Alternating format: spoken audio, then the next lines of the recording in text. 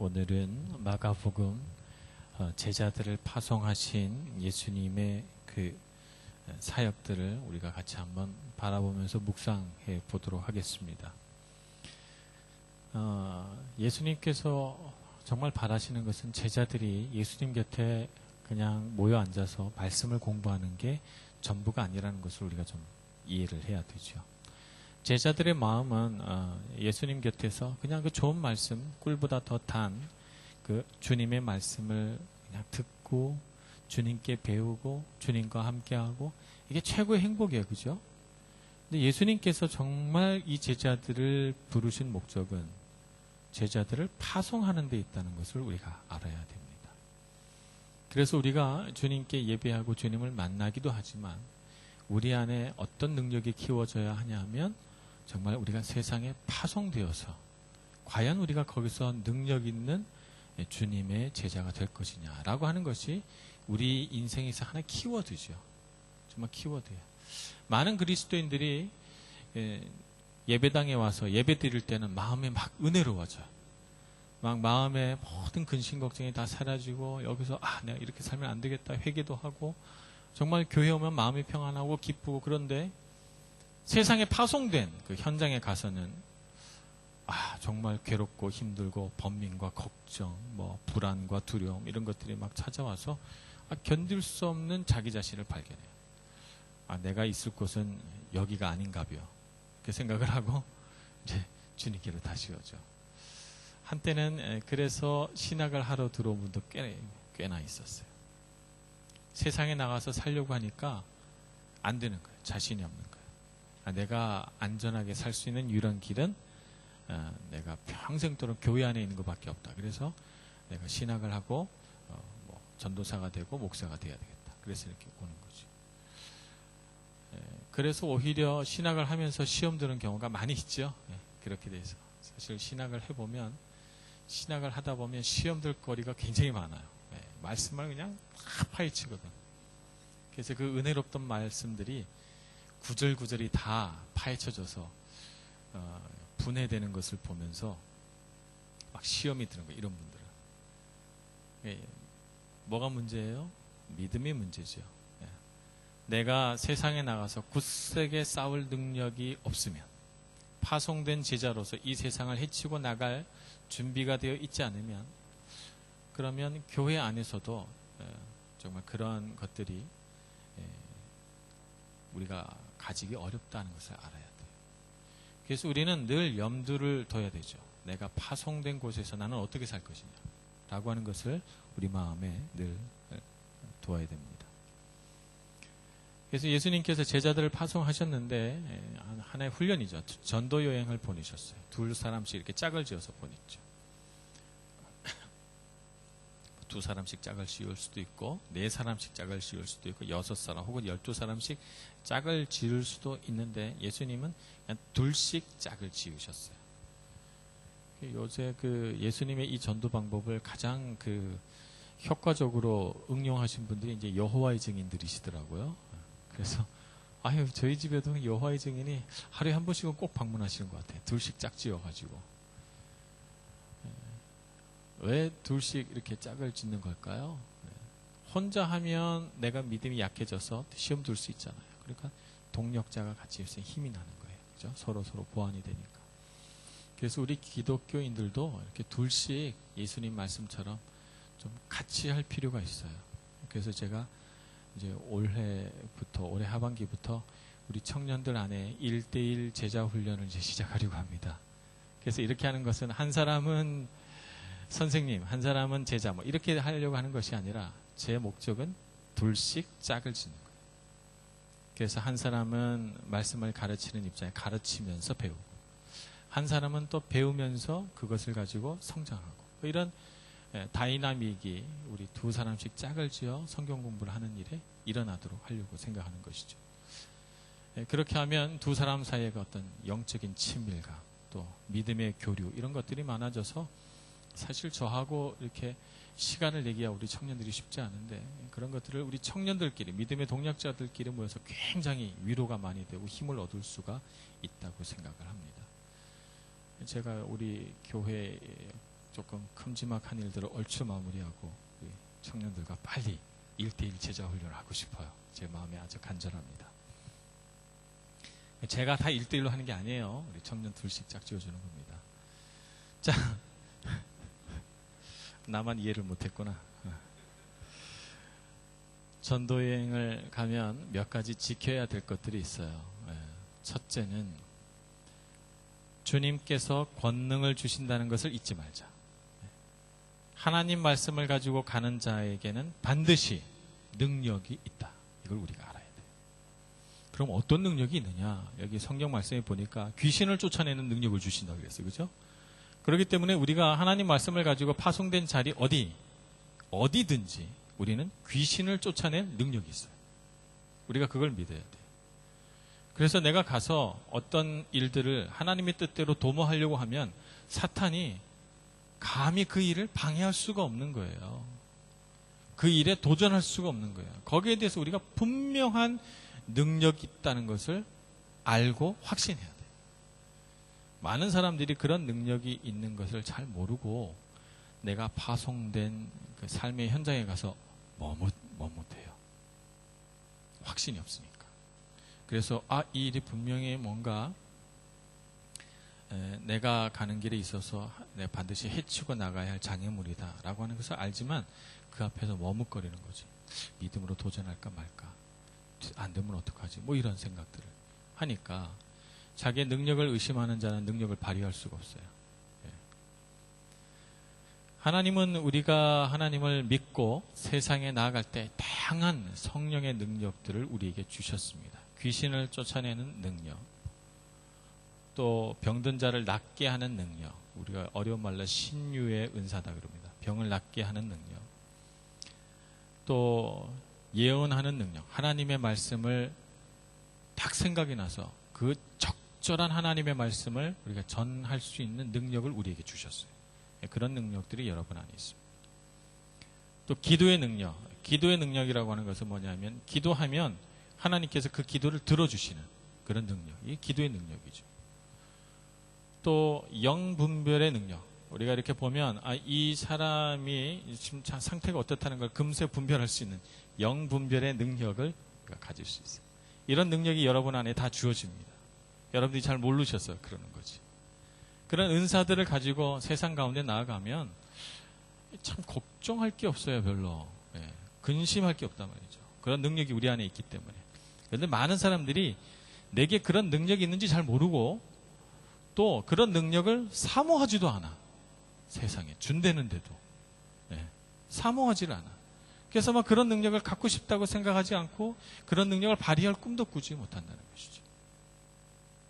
우리 주변에 수많은 정말 하나님의 일을 방해하려는 사탄의 세력들이 우리 앞에 우리의 발을 돌멩이에 걸려 넘어지게 하고 때로 우리 앞에 장애물과 또 여러 가지 거친 일들을 만들어서 우리가 잠시 그런 일에 정신이 팔려서 하나님으로부터 눈이 떨어지길 바랍니다. 그럴 때 우리는 이런 능력들을 가지고 그런 장애물들, 우리를 넘어지게 하는 일들, 우리의 관심이나 우리의 초점을 흐리게 하는 일들 앞에서 그런 능력을 효과적으로 발휘할 수 있어야 돼요. 누군가 아프면 제일 먼저 어떻게 생각해야 되죠? 물론 아프면 병원에 데려가서 약을 먹이게 치료해야 됩니다. 그러나 그런 것이 여의치 않는 경우도 있어요. 그죠? 한밤중이라든지 혹은 병원에 가려면 장시간을 이동을 해야 된다든지 그럴 때 여러분 어떻게 하시겠어요? 기도해야죠. 어떤 믿음으로? 내가 기도하면 이 사람이 지금 나을 수도 있다 라고는 믿음으로 기도해야 돼요. 그런 믿음이 필요하죠. 사탄의 방해가 있고 어떤 사람이 귀신이 들렸어요. 그러면 내가 어떡하지? 이거 빨리 어떻게 정신과로 보내야지 이렇게 생각할 게 아니라 내가 그 순간 빨리 병원으로 데려갈 수 없다면 기도해야죠. 내가 이 순간 기도하면 이 사람의 상태가 달라질 수 있다라고 하는 믿음이 있어야 돼요. 내 마음에 소원이 있어요. 뭔가 이루고자 원하는 것들이 있다면 우리가 기도하면서 하나님께 내가 구하고 찾으면 하나님께서 주실 거야 라고 하는 분명한 믿음이 있어야 돼요. 많은 사람들이 하나님께서 주신 능력을 잘 믿지 않고 그것을 의심하고 그러면서 스스로 믿음 가운데 주저앉는 것을 보게 됩니다. 여러분, 능력 있는 사람입니다. 그리스도인은. 그렇기 때문에 믿으셔야 돼요. 그것을 경험하기를 바랍니다. 참, 우리가 부모 형제로부터 떨어지고 이곳에서 홀로 유학 생활을 하고 살아가다 보면 참 이런 능력에 대해서 여러분들이 큰 경험을 하게 됩니다. 여러분들이 부모 곁을 떠나서 홀로서기를 해나가는 과정 가운데 정말 이런 능력들이 체험되는 놀라운 기회를 하나님께서 우리에게 주셔요. 그래서 어떤 때는 정말 친구에게도 부모 형제에게도 말할 수 없는 어려운 일들이 있거든요. 혼자 내가 싸워가야 되는 일들이에요. 내가 혼자 싸워가야 되는 일들 가운데 여러분 믿으셔야 돼요. 여러분에게 능력이 있다는 것을. 능력이 있다는 것을 믿으셔야 돼요. 그리고 기도해야 됩니다. 그리고 구하시기를 바랍니다. 예수님께서는 제자들을 보내시면서 또 한 가지를 부탁하셨는데 지팡이 외에는 아무것도 가지지 말라. 양식도 전대도 차지 말고 아무것도 가지지 말고 그냥 가라는 것이죠. 먹을 걸 염려하지 말라는 거예요. 하나님께서 인도해서 보내실 그곳에 하나님이 예비하신 복도 있다는 것을 알라는 것이죠. 저는 이제 마음이 완악한 목사라 제가 예수전도단의 그 DTS를 하기 전에는 이런 전도 여행이라는 것을 한 번도 경험해 보질 않았어요. 저는 그저 이 세상에 제가 태어났을 그 순간부터 그냥 계속 교회에서만 살았기 때문에 나는 이 세상에서 최고로 좋은 곳이 교회지 교회밖에 또 좋은 곳이 있다는 것을 상상해 보질 않았어요. 그래서 예수전도단, 대학생, 선교회, 이런 것들 활동을 아주 제가 대학교 다니면서도 콧방귀를 뀌면서 참여를 안 했거든요. 제 아내는 대학교 1학년 때부터 예수전도단을 했던 사람이라. 그리고 DTS를 이미 마쳤는데 저 때문에 또 한 번 DTS를 했죠. 완악한 남편을 좀 치유하고자. 그래서 저랑 같이 제주도에서 DTS를 또 했어요. 그래서 3개월 과정을 저희들이 마치고 또 한 3개월을 이제 전도 여행을 하게 된 거예요. 전도 여행을 하게 됐는데 물론 전도 여행 갈 때 차비를 줍니다. 교통비를 줘요. 근데 이제 거기서 말하기를 가서 얻어먹으라는 거죠. 이거는 완전 거지야, 거지. 교통비를 주고 이를테면 일본으로 갈 비행기표를 끊어줘요. 그래서 일본에서 돌아다닐 정도의 어떤 교통비는 주지만 알아서 먹으라는 거죠. 그래서 이제 일본에 가서 또 한 달 한 반 정도를 생활하고 또 한국에 와서는 저기 남쪽에 여주하고 여주에 붙어 있는 도시가 광양하고 광양 옆에가 뭐죠?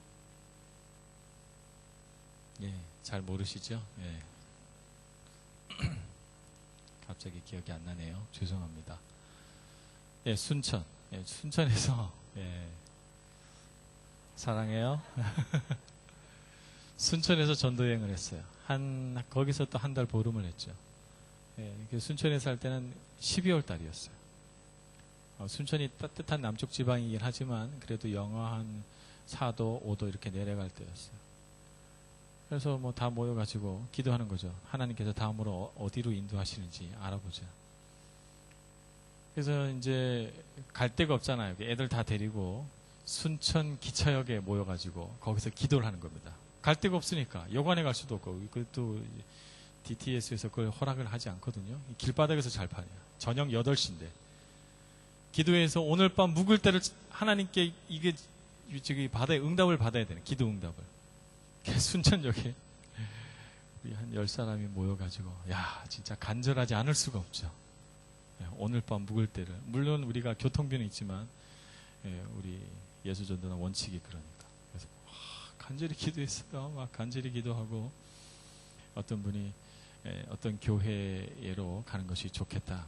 하나님께 음성을 들었다. 이렇게 얘기를 해서 그 교회에다 전화를 했죠. 저녁 8시에. 그래서 저희들이 이러이러한 형편에 미친 사람인 줄 알았을 거야 아마. 우리가 팀이 한 12명 정도 되는데 가도 되겠습니까? 이렇게 얘기를 한 거죠. 참 아직도 잊어버리지 않고 감사한 게 그 목사님 오라 그러셨어요.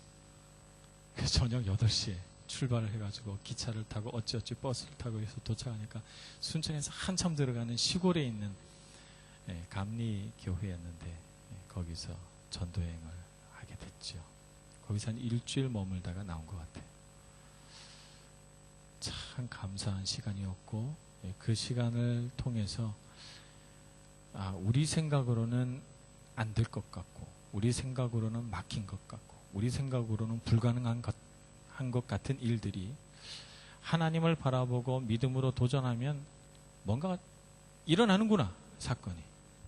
그래서 그곳에서 또 다음 곳으로 옮길 때 그 순천 감리교회에서 모여가지고 기도했죠. 막 기도하고 지도를 펴놓고 이제 어느 교회로 가자. 그래서 다음 교회는 제가 지금 기억나는 게 평화교회라고 하는 순천 시내에 있는 교회인데 그 교회에 목사님 오라 그러셔가지고 또 글로 갔어요. 하여튼 저는 태어나서 처음 보는 분들이에요. 다. 아무도 몰라. 가서 거기서 예배 드리고 또 거기서 예배당에서 또 자고 그 다음엔 순복음교회 이렇게 해서 한 3개, 4개 교회를 옮겨 다니면서 한 달 보름 정도의 기간 동안 우리가 지냈던 것 같아요. 정말 우리가 가진 것들 아무것도 없고 그저 우리가 할 수 있는 일이라고는 기도하는 것밖에 없는데 하나님이 인도하시고 먹여주시고 우리를 옷 입혀주시고 어떤 때는 마지막 교회에서는 교인들이 나와서 우리 밥도 해주고 막 그랬어요. 너무 놀라웠어요. 막 감동이고 우리가 아무것도 모르는 분들인데 그래서 우리가 그분들 앞에서 찬양도 하고 또 짧은 무언것 같은 거 그런 것도 하면서 하나님 앞에 영광을 돌렸죠. 정말 우리가 하나님이 어떻게 우리를 먹이시고 입히시고 인도해 가시는가를 경험해 볼 필요가 있습니다. 우리는 너무 걱정이 많아요. 안 되면 어떡하지? 내가 못 먹으면 어떡하지? 실패하면 어떡하지? 내가 남들보다 뒤처지면 어떡하지? 수많은 걱정을 가지고 살아가지만 하나님께서는 이미 우리가 어떻게 가야 할지 무엇을 해야 할지 다 예비해 놓고 계시다는 것이죠. 우리가 단지 모를 뿐이에요. 그런 하나님의 인도하심에 대해서 분명한 확신을 가지시길 바랍니다. 그래서 여러분이 가난하든지 부요하든지 여러분이 존귀해지든지 비천해지든지 상관없이 하나님께서 나를 인도해가는 방식에 대해서 신뢰하고 그 부분을 꼭 붙들고 살아가시는 여러분들이 되시기를 바랍니다. 그래서 오늘 이 말씀은 예수 믿고 세상 나가 하나님 말씀 전하는 사람들이 다 가난해져야 된다는 뜻이 아니에요. 하나님 안에 있는 그 부요함을 누리고 하나님을 신뢰할 줄 알아야 된다는 것이죠. 이 말씀이 빌립보서에도 나와 있죠. 사도 바울이 하신 말씀 빌립보서에도 기록이 되어 있습니다. 우리 빌립보서 4장 11절 말씀부터 볼까요? 우리 신약 성경 323쪽 빌립보서 4장 11절부터 13절까지 우리 같이 한번 읽어봅시다. 시작. 내가 궁핍함으로 말하는 것이 아니니라. 어떠한 형편에든지 나는 자족하기를 배웠노니 나는 비천에 처할 줄도 알고 풍부에 처할 줄도 알아. 모든 일 곧 배부름과 배고픔과 풍부와 궁핍에도 처할 줄 아는 일체의 비결을 배웠노라. 내게 능력 주시는 자 안에서 내가 모든 것을 할 수 있느니라. 아멘. 우리 인생은 내 능력으로 사는 게 아닙니다. 하나님의 능력으로 사는 것입니다. 그래서 우리가 부귀하든지 비천하든지 내가 부요하든지 가난하든지 내게 능력 주시는 자 안에서 모든 것을 할 수 있다고 믿고 그런 하나님의 능력을 신뢰할 줄 아는 여러분들이 되시기를 바랍니다. 환경에 좌우되지 마시고 사람에 흔들리지 마시고 오직 주님께서 능력 주시는 자 안에서 모든 것을 할 수 있다. 믿음을 가지고 여러분들이 도전해 나가시면 여러분들의 젊은 날의 그 아름다운 기도와 눈물의 어떤 수고가 다 결실로 맺어져 여러분의 삶 가운데 돌아올 줄로 믿습니다. 우리가 그런 일을 할 때 믿음으로 나아가야 하고 그래서 우리 앞에 놓인 그 한 사람을 주목해 볼 필요가 있어요. 파송된 그 자리에서 우리가 말씀을 전도할 때 이 말을 이 사람에게 할까 말까. 내가 이 사람을 전도하려고 하니 나는 믿음이 너무 부족한 것 같고 난 준비가 안 돼 있어. 그래, 내가 준비가 좀 되고 내가 좀 성경도 많이 읽고 내가 조금 더 성숙해진 다음에 하나님 말씀 전해야지 하면 이 사람은 죽을 때까지 전도 못해. 하나님은 어찌됐든지 간에 내가 믿음이 좋든 나쁘든 간에 나의 삶, 현재 가운데 하나님 말씀을 전할 통로로 나를 사용하시는 거예요. 그러니까 우리가 이분에게 이런 말씀을 해주면 좋겠다고 했을 때 즉시 그 말을 해야지. 그걸 내가 입을 다물어 버리면 하나님께서 우리를 쓰시고자 할 때 우리가 그 하나님의 요구, 하나님의 뜻을 거절하는 게 되는 것이죠. 그래서 여러분 친구를 만날 때 혹은 선후배 간의 어떤 만남 속에서 혹은 친밀한 관계 안에서 이 사람에게 이런 말을 좀 해주면 좋겠다 싶을 때는 지체하면 안 돼요. 준비되어 있는지 안 되어 있는지 우리 스스로를 돌아볼 것이 아니라 내 입을 벌려서 말씀하게 하시는 하나님의 능력을 믿고 전해야 되죠. 전하는 가장 좋은 방법은 우리 삶 가운데 하나님이 어떻게 역사하셨나 이런 것들을 겸손하게 내 경험, 내 간증을 이렇게 얘기해 주는 것이 가장 좋습니다. 그렇게 하다 보면 어느새 우리는 그런 것에 유능한 사람이 돼요. 하나님께서 즐겨 사용하시는 복의 통로가 되는 것이죠. 그것이 바로 선한 영향력이에요. 세상 사람들, 특히 하나님을 알지 못하는 사람들은 그런 은혜와 사랑에 가득한 말씀에 굶주려 있어요. 굶주려 있다고. 막 갈급해요. 그래서 누군가에게 정말 내 삶을 뻥 뚫어주는 그런 희망의 메시지를 듣고 싶은데 세상에 누가 그런 메시지를 전해준단 말입니까? 여러분들의 삶 가운데 내 앞에 있는 이 사람이 하나님이 원하셔서 내 앞에 딱 앉혀놓은 그 사람일 수 있는 거예요. 그렇기 때문에 그 사람에게 지체 없이 하나님의 말씀을 전할 수 있는 여러분들이 되시기를 바랍니다. 하나님 말씀을 전하면 듣는 사람이 참 복을 받죠. 듣는 사람이 복을 받지만 더 큰 복은 전하는 사람이 받는 거예요.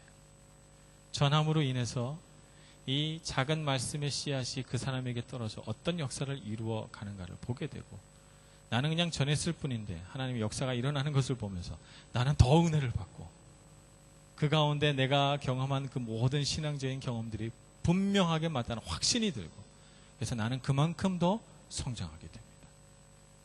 그래서 말씀을 듣는 자도 복을 받지만 전하는 자도 복을 받는 놀라운 하나님의 원리 원칙을 발견하게 되는 것이죠.